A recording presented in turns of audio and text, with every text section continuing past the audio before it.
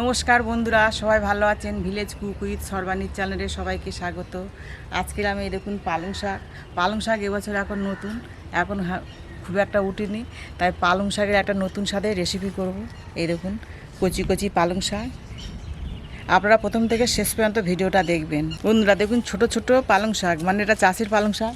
ওই পিছনের দিকে বাগান আছে, বাগান থেকে তুলে নিয়ে এসেছি। তুলাটা আপনাদেরকে দেখাইনি, তা পরে দেখানো হবে। এবার রান্নাঘরে যাব। বন্ধুরা পালং শাকগুলো বেছে পরিষ্কার করে এবার ধুয়ে নিয়ে আসবো কলে থেকে। পালং শাক ধুয়ে নিয়ে এসেছি ভালো করে, এবার কড়াইতে সিদ্ধ করে নেব। অল্প করে জল দেব।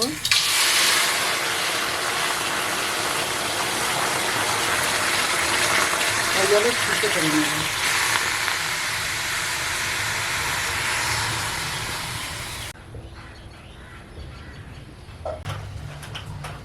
বন্ধুরা পালং শাকগুলো সিদ্ধ করে নিয়েছি, এগুলো একটু মিক্সচার মেশিনে বেটে নেব।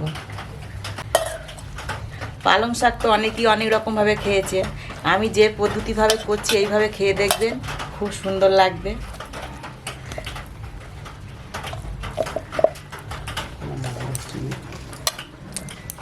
চার পাঁচ কোয়া রসুন দেব, দুটো কাঁচা লঙ্কা দেব। এটা পালং শাকটা মিক্সচার মেশিনে বেটে নেব। এই দেখুন পালং শাকটা বেটে নিয়েছি, এবার কড়াই তেল দেব।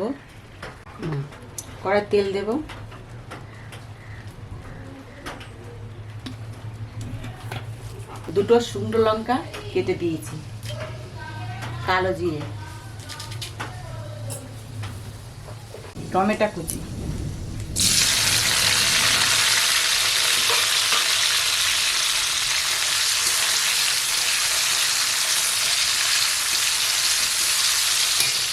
এই যে চিংড়ি মাছ কেটেছি, চিংড়ি মাছ দেবো।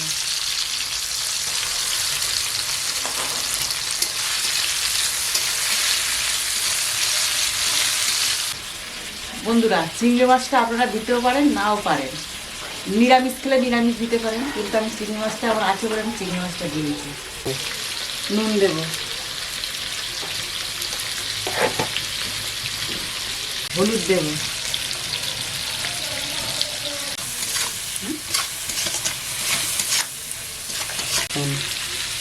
লঙ্কার গুঁড়ো দেব।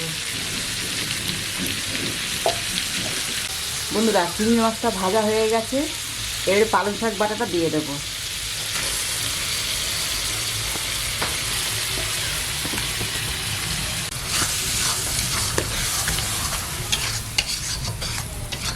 এতে মাংস লাগবে না, অন্য কিছু লাগবে না, এই দিয়ে ভাত খাওয়া হয়ে যাবে। বন্ধুরা পালং শাকে একটু কষ্ট টাইপের আছে, এই জন্য অল্প করে চিনি দেব। চিনিটা দিলে বেশ স্বাদটা ভালো হবে। আমার চিংড়ি মাছ আর পালং শাকের ভর্তা হয়ে গেছে, এবার নামে নেব।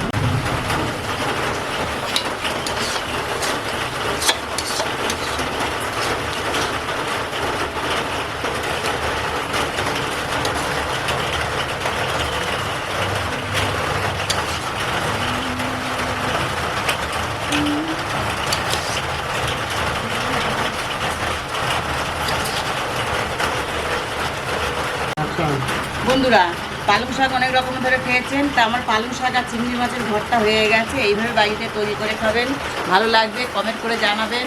আমার চ্যানেলটাকে সাবস্ক্রাইব করে দেবেন, পাশে থাকবেন, এবং পরের ভিডিওতে আপনাদের সঙ্গে আমার দেখা হবে নতুন ভিডিও।